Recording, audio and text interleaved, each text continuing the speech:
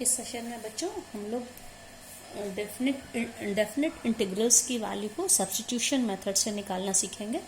अभी तक हम लोग इंटीग्रेट करते थे। हम लोग का जो फॉर्मूला था a to b fx dx, इसको मान लीजिए fx फंक्शन का जो इंटीग्रेशन है वो कैपिटल fx आ गया। अब इसके लिमिट्स को हम लोग इसको फिर कैसे लिखते थे, f of b minus f of a। ठीक है, इस तरह से हम लोग सॉल्व करते थे और इसमें ज़रूरत पड़ती थी तो फंक्शन को हम लोग डिफरेंट सब्स्टिट्यूशन लेते थे और सब्स्टिट्यूशन लेके वापस हमने जो सब्स्टिट्यूशन लिया है उसी फंक्शन में ओरिजिनली चेंज करके तब वैल्यू रखते थे। लेकिन इस एक्सरसाइज में जब हम सब्स्टिट्यूशन करेंगे तो हम साथ में लिमिट्स को भी सब्स्टिट्यूट कर देंगे। यही नई चीज़ हम लोग इस वाले सेशन में सीखेंगे बच्चों। तो देखिए, जैसे इसको मैं एक एग्जाम्पल से समझाती हूँ। जैसे एक एग्जाम्पल मैं ले रही हूँ, सपोज इट इज -1 to 1। ठीक है, ये है -1 to 1 5x to the power 4 square root of x to the power 5 plus 1 dx। ठीक है, तो अब आप इसमें देखिए हम लोगों का जो सब्स्टिट्यूशन है वो क्या है, x to the power 5 plus 1।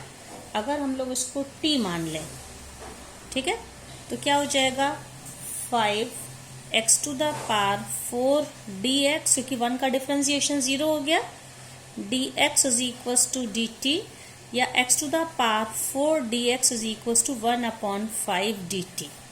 तो ये तो सब्स्टिट्यूशन हो गया। अब इसमें लिमिट्स कैसे चेंज होंगी, देखिए लोअर लिमिट -1 है x के लिए, तो since x to the power 5 plus 1 is t, तो जब t रखने पे लिमिट क्या होगी, लोअर लिमिट की वैल्यू -1 रखी है यहाँ पे, तो -1 to the power 5 plus 1 is equals to t, which implies -1 to the power 5 is -1 plus 1 is equals to t, और we can say t is equals to 0।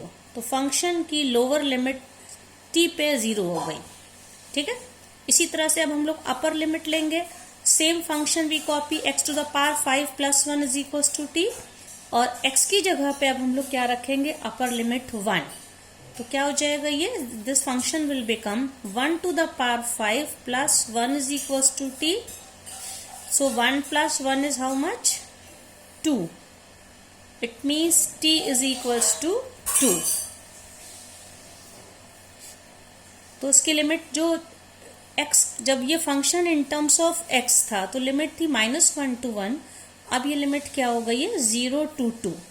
ठीक है, और आप यहाँ पे देखिए 5x to the power 4, इसकी जरूरत ही नहीं थी, 5x to the power 4 dx is equals to dt, and x to the power 5 plus 1 that is square root of t dt।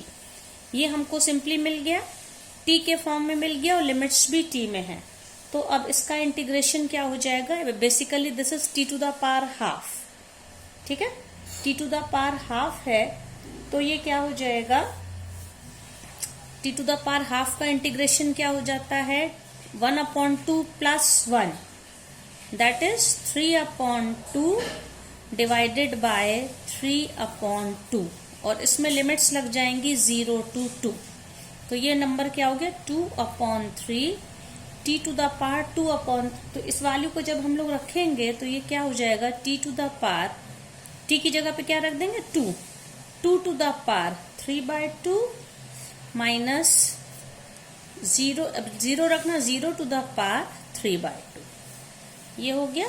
तो क्या हो जाएगा, 2 to the power 3, और ये तो 0 हो गया, तो ये क्या हो जाएगा, हम लोग का ये जो फंक्शन है 2 to the power 3/2 है, ये कौन सा फंक्शन है, देखिए ये 2 स्क्वायर, ये हो जाएगा 2 into √2। ओके, क्योंकि 2 to the power 1 और ये 2 to the power 1/2 मिला के 3/2 हो गया। तो हमारा आंसर क्या हो जाएगा, 4/3 √2। तो ये इंटीग्रेशन में और सब कुछ वही है, बस हम लोगों ने लिमिट्स को कैसे चेंज किया वो हम लोग सीखेंगे। अब इसी का मैं एक एक्सरसाइज का एक क्वेश्चन लेती हूँ। क्वेश्चन नंबर 2 है ये एक्सरसाइज में। देखिए 0 to π/2 under root sine 5 okay, and cos 5 cos to the power 5 phi d phi। ये हम लोगों का क्वेश्चन है। तो इसमें देखिए हम लोग का जो सब्स्टिट्यूट, इसको थोड़ा सा हमको ब्रेक करना पड़ेगा। इसको हमें 0 to π/2, ये क्या है, square root of sine phi cos to the power 4 phi and cos phi d phi, ये लिखा हम लोगों ने। फिर इसके बाद 0 to π/2 sine under root sine phi, और ये क्या हो जाएगा 1 minus cos square theta is 1 minus sine square theta, 1 minus sine square phi the whole square, okay, cos phi d phi, ये है। अब हम लोगों ने इसको इस फॉर्म में चेंज कर लिया। अब हमारा जो सब्स्टिट्यूशन है हम क्या मान लेंगे, let sine phi is equals to t, ये मान लिया। तो ये क्या हो जाएगा, साइन फाई टी है तो cos phi d phi is equals to d t. अब लिमिट्स भी अकॉर्डिंगली चेंज करनी है। सबसे पहले हम लोग को जो लोअर लिमिट है, ओके, फॉर लोअर लिमिट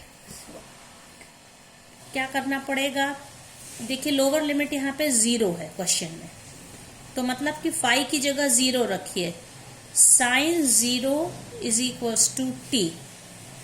तो टी की वैल्यू क्या हो जाएगी, साइन 0 डिग्री 0 होता है तो लोअर लिमिट 0 हो गई। और अपर लिमिट के लिए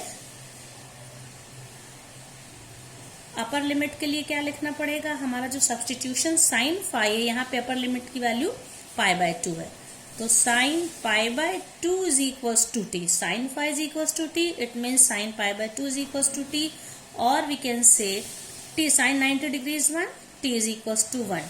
तो देखिए ये लोअर लिमिट हो गई और ये अपर लिमिट। अब ये सारी वैल्यूज को बस अब हमें यहाँ पे रखना है। तो ये फंक्शन हमारा क्या हो जाएगा, लोअर लिमिट में क्या था 0, अपर लिमिट में 1, साइन फाई को क्या माना था हम लोगों ने t, तो square root of t 1 minus sine square phi 1 minus t square the whole square, and you can see cos phi d phi is equals to d t. इस तरह से हम लोगों ने फंक्शन को चेंज कर दिया। अब इसके बाद हम लोग इंटीग्रेट करने से पहले अभी थोड़ा सा इसको ओपन भी करेंगे। तो ये रूट टी को हम लिख सकते हैं t to the power half, और ये क्या हो जाएगा 1 माइनस टी स्क्वायर को whole square, A minus B को होल स्क्वायर, फॉर्मूला लगाइए 1 plus T4 minus 2t square d t, okay. तो ये क्या हो जाएगा 0 to 1, अब मल्टीप्लाई करते जाइए। तो ये पहला वाला फंक्शन टी हाफ, दूसरा वाला टी हाफ इंटू 4, तो ये क्या हो जाएगा बच्चों, ऐड करने पे 9/2, t to the power 9/2 minus 2 t to the power, t 1/2 से 2 में आप इसको ऐड करिए, 2 + 1/2 इज 5/2 dt। और जब इसको हम इंटीग्रेट करेंगे तो ये क्या हो जाएगा, इंटीग्रेशन इसका देखिए किस तरह से होगा, ये t to the power half, इसका इंटीग्रेशन क्या हो जाएगा, t to the power half का 3/2 हो जाएगा, मतलब t to the power 3/2 divided by 3/2। T to the power 9/2 का इंटीग्रेशन क्या हो जाएगा, 9/2 + 1, टी टू द पावर 9/2 + 1 कितना होगा, t to the power 11/2 divided by 11/2। और थर्ड है -2 टी टू द पावर 5/2, 5/2 + 1 क्या हो जाएगा, t to the power 7/2 divided by 7/2। और इसमें हम लिमिट्स रख देंगे 0 and 1। तो ये क्या हो जाएगा आगे, जब ये सॉल्व होगा, नम कॉन्स्टेंट्स को हम आगे कर लेते हैं इसमें। तो जब ये कांस्टेंट सारे आगे हो जाएंगे, बाहर आ जाएंगे, तो ये वैल्यू क्या हो जाएगी फर्स्ट वैल्यू में 2/3 t टू द पावर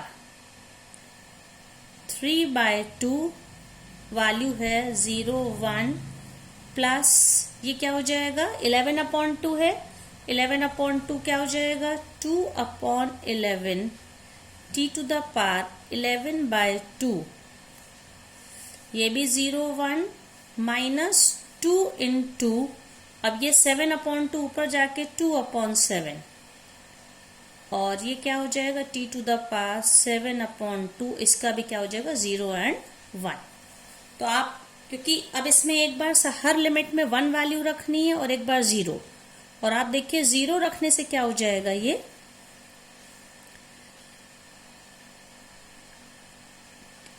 0 रखने से ये ओवरऑल वैल्यू पूरी 0 हो गई, मतलब कि लोअर लिमिट पे ये सब 0 हो जाएगा, बस अपर लिमिट वाले आंसर्स आएंगे। तो पहला आंसर क्या मिला 2/3 1 टू द पावर 3/2। अब 1 पे चाहे जो एक्सपोनेंट हो वो 1 ही होगा। ओके, तो हम इसको डायरेक्ट 2/3 इंटू 1 लिख सकते हैं। इसी तरह से यहाँ पर भी हर जगह पे 1 रखना है, तो जो 1 की जो भी पावर होगी आंसर विल रिमेन 1। तो 2/3 इंटू 1 प्लस 2/11 इंटू 1 माइनस ये क्या है 4/7 इंटू 1।